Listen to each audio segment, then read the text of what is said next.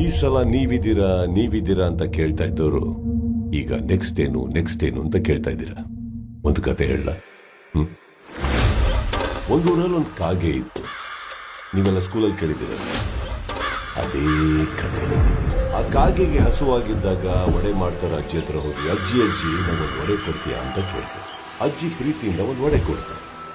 ಕಾಗೆ ಆ ಒಡೆನ ತಗೊಂಡು ಹಾರ್ಕೊಂಡು ಹೋಗಿ ಒಂದು ಮರದ ಮೇಲೆ ಕೂತು ಇನ್ನೇನ್ ತಿನ್ಬೇಕು. ಒಬ್ಬನ ಎಂಟ್ರಿ, ವಿಲನ್.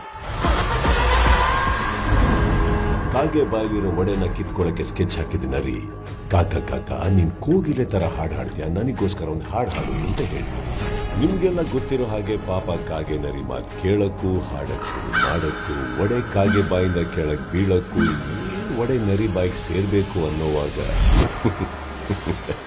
ನಿಮಗೆಲ್ಲ ಕ್ಲೈಮ್ಯಾಕ್ಸ್ ಗೊತ್ತಿದೆ ಅಂತ ಅನ್ಕೊಂಡ್ರೆ ಓ ಭ್ರಮೆ.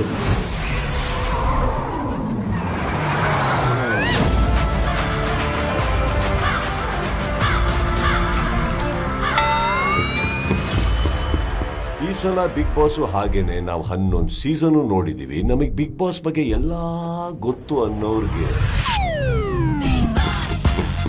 Big boss grand opening September 28 ಸಂಜೆ 6 ಗಂಟೆಗೆ.